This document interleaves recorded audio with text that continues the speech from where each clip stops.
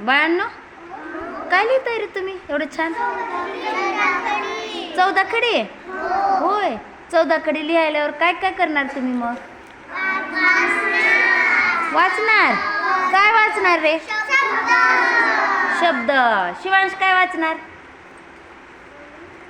शिवांश काय वाचणार तू? गोष्टीचं पुस्तक. छान. स्वरा तू काय वाचणार? पेपर वाचणार का? वर्तमानपत्र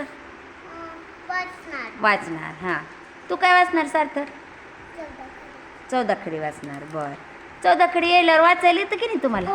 हां, मग काय वाटतं रे तुम्हाला वाचायला आला? आनंद वाटतो का?